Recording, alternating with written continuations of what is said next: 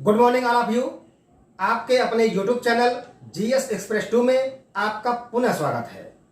जैसा कि आप लोग जान रहे हैं, हम लोग इस समय प्राचीन भारत का अध्ययन कर रहे हैं, अर्थात एशियंट हिस्ट्री ऑफ इंडिया का अध्ययन कर रहे हैं, जिसमें हमारा 2 लेक्चर हो चुका है और दोनों सिंधु घाटी सभ्यता पर हुआ है, पार्ट 1 और पार्ट 2।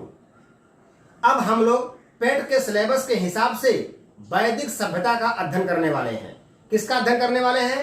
वैदिक सभ्यता का अध्ययन करने वाले हैं। और वैदिक सभ्यता जानने के लिए हमें उन लोगों का अध्ययन करना होगा जिन्होंने वैदिक सभ्यता का निर्माण किया है, या वैदिक सभ्यता उनके द्वारा ही बनी है। तो यहां पर ध्यान दीजिएगा, वह कौन लोग थे? तो वह थे आर्य। तो सबसे पहले जो है हम आर्यों के बारे में जानेंगे और उसके बाद ये कहां से आए और कहां बसे, क्या इनका भोजन था, क्या इनका व्यवसाय था, यह सारी चीजें जो उनकी मुख्य हैं हम उसे जानेंगे। और जानने के बाद जो है तब हम आएंगे कि वैदिक सभ्यता की क्या विशेषता थी, वैदिक सभ्यता में क्या होता था, उस समय स्त्रियों की दशा कैसी थी और क्या क्या सिस्टम था, ये सब जानेंगे। तो सबसे पहले हम लोग यह जानेंगे कि जो आर्य थे इनका जो मुख्य भोजन था वह क्या था? यौ था। क्या था? यौ, अर्थात इसे हम जौ कह सकते हैं। ठीक है, बात समझ में आ गई? ध्यान दीजिएगा, हमने कहा कि आर्य जो है इनका मुख्य जो भोजन था वह यौ या जौ था। आर्यों का जो मुख्य पेय था वह सोम था। क्या था? आर्यों का जो मुख्य पेय था वह सोम था, सोमरस। ठीक है, अब यहां ध्यान दीजिएगा, सबसे पहली चीज कि जो आर्यों की भाषा थी वह कैसी थी? संस्कृत थी।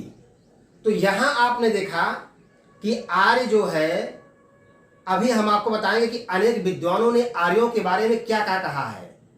अब उसमें आप जानेंगे, उसमें जो सबसे पॉपुलर कथन है वह मैक्स मुलर का है, डॉक्टर अविनाश चंद्र दास का है, लेकिन उसके साथ साथ हम आपको बाल गंगाधर तिलक, प्रोफेसर, ठीक है, garden child, Swami Dayanand Saraswati, professor पेंका, इन सब का कथन बताएंगे कि किसने क्या कहा है कि भाई आर्य लोग आकर के सबसे पहले कहां बसे थे।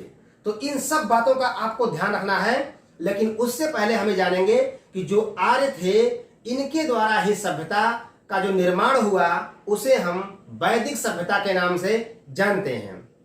तो अब यहां ध्यान दीजिएगा, हमने कहा कि आर्यों का जो मुख्य भोजन था या मुख्य खाद्य पदार्थ था वह जो है यौ या जौ था। आर्यों का जो मुख्य पेय था वह सोमरस था। ठीक है, अब यहां ध्यान देंगे कि इनकी जो भाषा थी, आर्यों की जो भाषा थी वह क्या थी? संस्कृत थी। तो आर्यों की भाषा संस्कृत, इनका मुख्य खाद्य पदार्थ जो है यौ या जौ, और इनका मुख्य पेय जो है वह सोमरस था। अब आइए जो है हम लोग यह जानते हैं कि यह जो आर्य थे इनके द्वारा जो सभ्यता विकसित की गई वह सभ्यता कैसी थी? वह ग्रामीण थी या शहरी थी? तो आर्यों के द्वारा विकसित की गई सभ्यता ग्रामीण सभ्यता थी। कैसी थी? ग्रामीण सभ्यता थी। तो अब हम लोग आते हैं कि इनके बसने के संदर्भ में किन विद्वानों ने क्या क्या कहा है।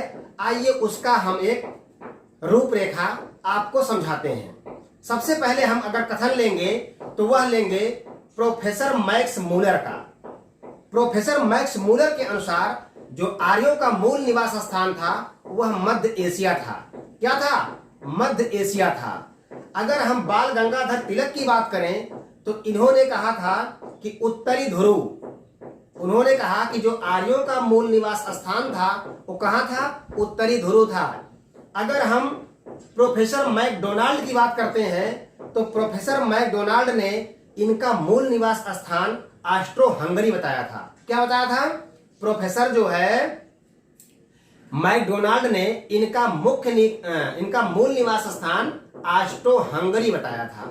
अब ध्यान देंगे, अब हम आते हैं डॉक्टर अविनाश चंद्र दास के कथन को लेकर के कि भाई डॉक्टर अविनाश चंद्र दास ने जो कहा है सबसे पॉपुलर यही है इन्होंने यही कहा है कि इनका जो मूल निवास स्थान था, ये आकर कहाँ बसे थे, तो इन्होंने कहा कि सप्त सैंधव प्रदेश में बसे थे। और जो ये सप्त सैंधव प्रदेश है, यह आधुनिक पंजाब एवं उसके आसपास का जो बेल्ट था उसे हम सप्त सैंधव प्रदेश कहते हैं। तो अब ध्यान दीजिएगा, तो डॉक्टर अविनाश चंद्र दास के अनुसार यह सप्त सैंधव प्रदेश में आकर के बसे हुए थे। अब ध्यान दीजिएगा, अब अगर हम लेते हैं तो प्रोफेसर पेंका का कथन लेते हैं। किसका लेते हैं? प्रोफेसर पेंका का कथन लेते हैं। इन्होंने कहा कि इनका मूल निवास स्थान जर्मनी का मैदानी भाग था। क्या कहा? जर्मनी का मैदानी भाग था। स्वामी दयानंद सरस्वती की बात करते हैं, तो स्वामी दयानंद सरस्वती ने कहा था कि यह इनका जो मूल निवास स्थान था वो तिब्बत था। क्या था? तिब्बत था।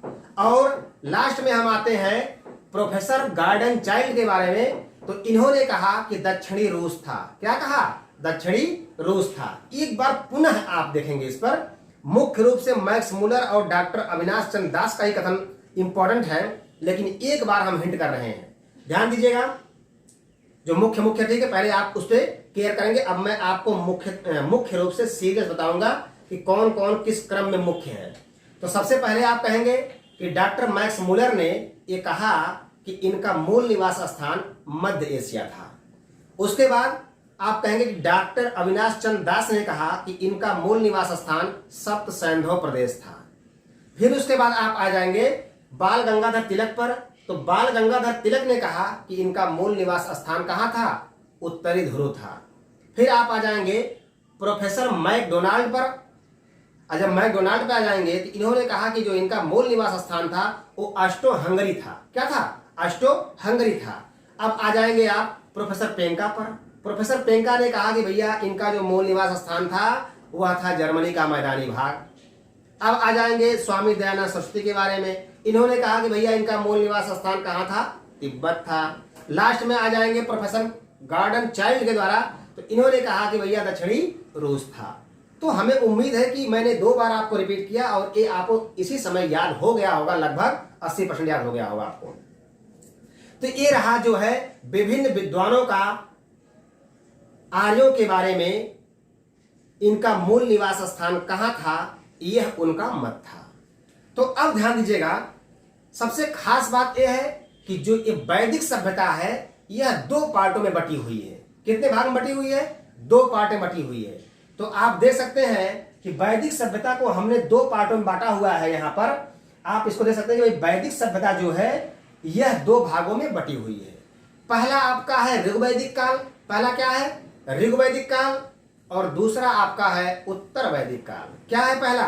पहला आपका है ऋग्वैदिक काल और दूसरा आपका है उत्तर वैदिक काल। ऋग्वैदिक काल जो है यह 1500 ईसा पूर्व से लेकर के 1000 ईसा पूर्व तक माना जाता है, और जो उत्तर वैदिक काल है यह 1000 ईसा पूर्व से 600 ईसा पूर्व तक माना जाता है।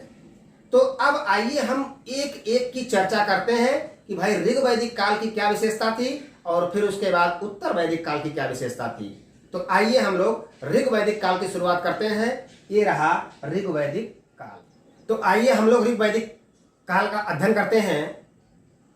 ध्यान दीजिएगा, ऋग्वैदिक काल में जो ऋग्वैदिक काल था यह छोटे छोटे कबीलों में विभक्त था। क्या था? ऋग्वैदिक काल छोटे छोटे कबीलों में विभक्त था, और इस कबीले को ऋग्वैदिक साहित्य में जन कहा जाता था। क्या कहा जाता था? जन। तो ध्यान रखिएगा, ऋग्वैदिक साहित्य में कबीले को जन कहा जाता था, और जो इसका प्रमुख होता था उसे राजन कहा जाता था। क्या कहते हैं? राजन। तो इस समय प्रशासनिक, आपसे यहां से क्वेश्चन क्या पूछेगा ऋग्वैदिक काल की सबसे छोटी इकाई क्या थी, या ऋग्वैदिक काल में विश्व का प्रमुख कौन होता था, या ऋग्वैदिक काल में ग्राम का प्रमुख कौन होता था। तो आइए उसको हम प्रशासन के माध्यम से समझ लेते हैं। तो ऋग्वैदिक काल का जो प्रशासन है उस पर ध्यान देंगे। यह है प्रशासन। सबसे ऊपरी पोस्ट जन या कबीला, इसका प्रमुख कौन था? राजन। कौन था इसका प्रमुख? राजन। अब यहां ध्यान देंगे, अब यहां पर दूसरा कौन सा है? विष। विष का प्रमुख कौन है? विस्पति। तीसरा कौन सा है? ग्राम। इसका प्रमुख कौन है? ग्रामीणी। लास्ट में है परिवार या कुल। तो कुलप कहिए या कुलुप कहिए, तो इस तरह से इसका नाम मिलता है, इसका प्रमुख था। ये सब आपको बोर्ड पूरा एकदम स्पष्ट दिख रहा है ना। पिछले वीडियो में आप लोगों ने कहा था कि सर जो आपने ट्रिक बताई है वो ट्रिक स्पष्ट नहीं हो रही है, तो यहां देखिए बोर्ड में स्पष्ट एकदम दिख रहा होगा आपको। तो अब यहां ध्यान दीजिएगा, आपने देखा कि जो प्रशासन की सबसे ऊंचाई पर इकाई है, या प्रशासन की, यहां से देखिए प्रशासन की सबसे छोटी इकाई कौन सी है? तो प्रशासन की सबसे छोटी इकाई है परिवार या कुल। कई परिवारों को मिलकर के एक ग्राम का निर्माण होता था, कई ग्रामों को मिलकर के एक विश्व का निर्माण होता था, कई विश्व को मिलकर के एक जन या कबीला बनता था। तो यहां ध्यान रखिएगा कि परिवार का जो मुखिया था वह कुलप या कुलुक कहलाता था, ग्राम का जो मुखिया था वह ग्रामीणी कहलाता था, विश्व का जो मुखिया था वो विस्पति कहलाता था, और जन का या कबीला जो मुखिया था वह राजन कहलाता था। तो कई बार क्वेश्चन पूछा गया है कि ऋग वैदिक काल में विश्व का प्रमुख होता था, तो आप बोलेंगे विस्पति। ग्राम का प्रमुख होता था ग्रामीणी। परिवार का प्रमुख कौन था? तो कुल, या आप कहेंगे कुलप या कुलुक, मतलब जो भी ऑप्शन में होगा ऐसे ऑप्शन में आपको मिलेगा। फिर उसके बाद आप यहां ध्यान देंगे, ये प्रशासन जो है, प्रशासन की सबसे छोटी जो इकाई है वह परिवार है या कुल है। तो आप ध्यान देंगे कि कई परिवारों के मिलने से एक ग्राम का निर्माण होता था, कई ग्रामों के मिलने से एक विश्व का निर्माण होता था, और कई विश्व के मिलने से एक जन का निर्माण होता था, और सबके प्रमुख को आप यहां से समझ सकते हैं। तो उम्मीद है कि ये प्रशासन आपको समझ में आ गया होगा। क्वेश्चन कैसे पूछेगा यह भी आपको समझ में आएगा, और आपको यह भी ध्यान देना है कि परिवार का मुखिया कौन होता था? तो कहेंगे कुल या कुलप, ठीक है। जो परिवार को कुल बोलते थे तो उसका मुखिया कुलप था, या कुलुक भी कहीं मिलता है किसी किसी बुक में, तो ध्यान रखिएगा। ग्राम का मुखिया कौन हो गया? ग्रामीणी हो गया। विश्व का मुखिया कौन हो गया? विस्पति हो गया, ठीक है। और कबीले का मुखिया कौन हो गया? राजन हो गया। तो उम्मीद है कि ये चीजें आपको पूरी तरह समझ में आ गई होंगी। अब ध्यान दीजिएगा, ये जो आपका ऋग्वेद है, इस ऋग्वेद में जन शब्द का उल्लेख 275 बार किया गया है। कितना बार किया गया है? 275 बार किया गया है। अर्थात ऋग्वैदिक काल में, या कह सकते हैं कि ऋग्वेद में जन शब्द का उल्लेख जो है वह 275 बार किया गया है, और विश्व शब्द का प्रयोग 170 बार किया गया है। तो दोनों बातों को आप अपने दिमाग में रखेंगे। समाज कैसा था? तो समाज जो था वह वर्ण व्यवस्था पर आधारित था। जो समाज, ठीक है, था, जो जैसा कर्म करता था उसी के अनुसार जो है उसका बंटवारा किया गया था। जैसा कि आप जानते हैं कि ऋग्वेद के 10वें मंडल में पुरुष सूक्त का जिक्र किया गया है। जब ऋग्वेद के 10वें मंडल में पुरुष सूक्त का जिक्र किया गया है तो उसमें भारतीय समाज को 4 वर्णों में विभाजित किया गया है। कौन कौन से वर्ण है? ब्राह्मण, क्षत्रिय, वैश्य और शूद्र। तो यहां से क्वेश्चन पूछता है कि सबसे पहली बार जो सामाजिक व्यवस्था का बंटवारा हुआ, या जो समाज को वर्णों के आधार पर बांटा गया, इसका वर्णन कहां मिलता है? तो आप कहेंगे ऋग्वेद में। या ब्राह्मण, क्षत्रिय, वैश्य, शूद्र, इन सब का वर्णन किस जगह सबसे पहली बार उल्लेखित हुआ है? तो आप कहेंगे ऋग्वेद में। कि ब्राह्मण, क्षत्रिय, वैश्य, शूद्र, इन सब का सबसे पहली बार उल्लेख कहां मिलता है? आप कहेंगे ऋग्वेद में। और ऋग्वेद में कहां मिलता है? 10वें मंडल में। जो पुरुष सूक्त का जिक्र किया गया है उसी में जो है भारतीय समाज को 4 वर्णों में विभाजित किया गया है। तो उम्मीद है ये भी बात आपको समझ में आ गई होगी। अब ध्यान दीजिएगा, अब हम आते हैं स्त्रियों की दशा पर। किस पर आते हैं? स्त्रियों की दशा पर। तो आप इस पर ध्यान देंगे, जो स्त्रियों की दशा है वह कैसी थी उसको जानिए। जो स्त्रियों की दशा थी वह बहुत ही अच्छी तो नहीं कहते, फिर भी अच्छी थी। कह सकते हैं कि स्त्रियों की दशा अच्छी थी। अब कहेंगे अच्छी क्यों थी, तो अच्छी इसलिए थी क्योंकि विधवा विवाह, ठीक है, पुनर्विवाह प्रचलन में था। अर्थात स्त्रियों को कोई हेय दृष्टि से नहीं देखा जाता था। वह अगर एक बार जो है विधवा हो गई तो दोबारा विवाह कर सकती थी, पुनर्विवाह का प्रचलन था। लेकिन बाल विवाह, पर्दा प्रथा, सती प्रथा, यह सब प्रचलन में नहीं था। जब सती प्रथा प्रचलन में नहीं था तो निश्चित रूप से स्त्रियों की दशा क्या रही होगी, अच्छी रही होगी। पुनर्विवाह हो सकता था, बाल विवाह नहीं होते थे।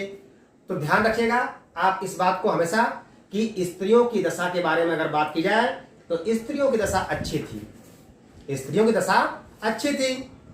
मैंने आपसे कहा कि जो स्त्रियां थी, अगर बात की जाए ऋग्वेद में, तो ऋग्वेद में आपने देखा होगा, नाम सुना होगा कि घोषा, अपाला, गार्गी, सिकता, विश्वसरा जैसी विदुषी स्त्रियों का उल्लेख हुआ है। अर्थात स्त्रियां शिक्षा ग्रहण करती थीं। तो उम्मीद है कि स्त्रियों के बारे में यह पॉइंट आपको क्लियर हो गया होगा।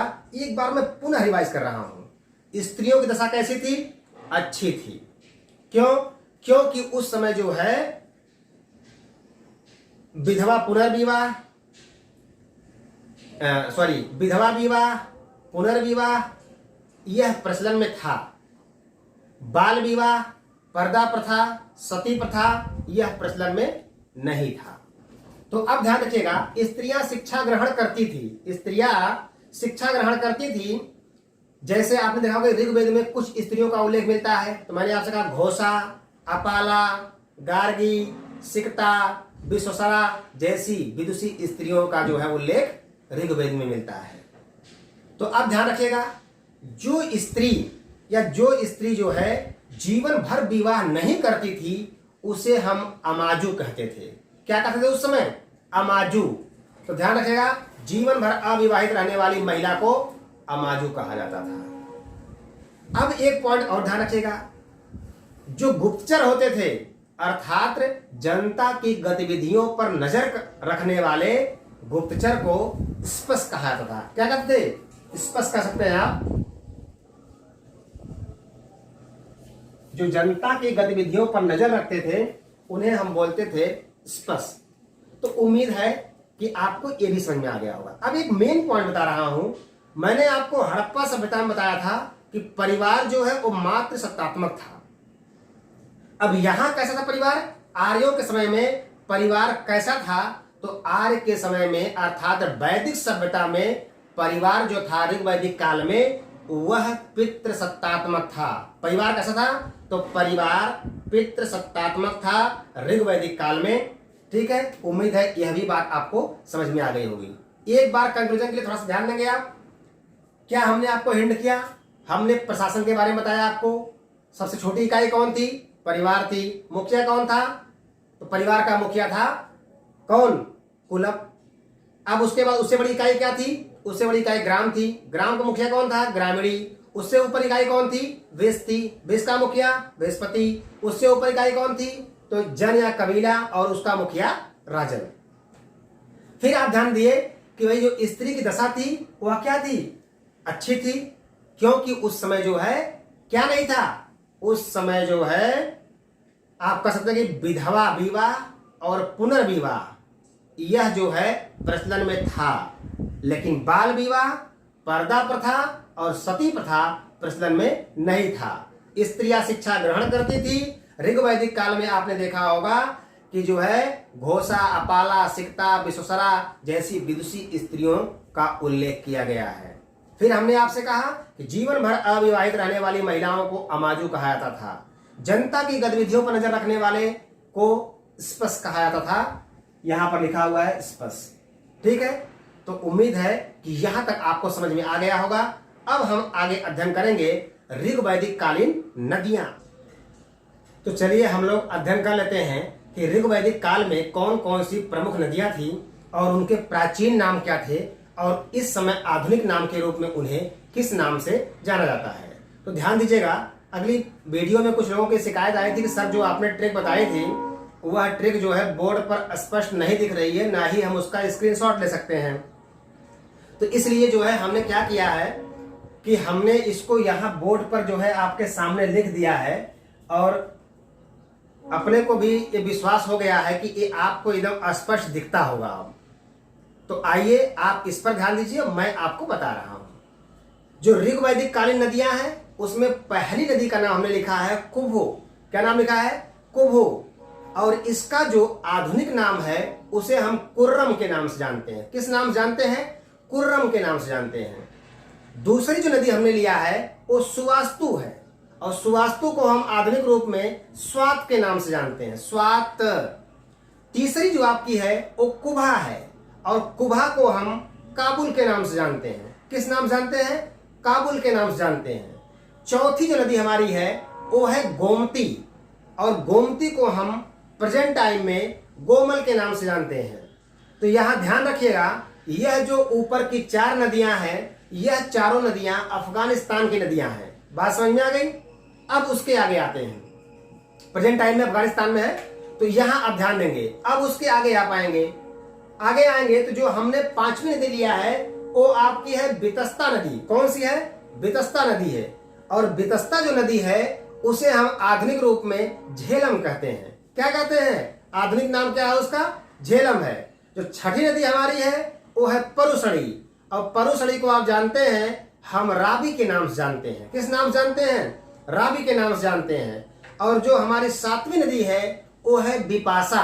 अब यहाँ बिपाशा बसु मत समझिएगा, यह बिपाशा नदी का नाम है और प्रेजेंट टाइम में इस नदी को हम ब्यास नदी के नाम से जानते हैं। बात समझ आ गई?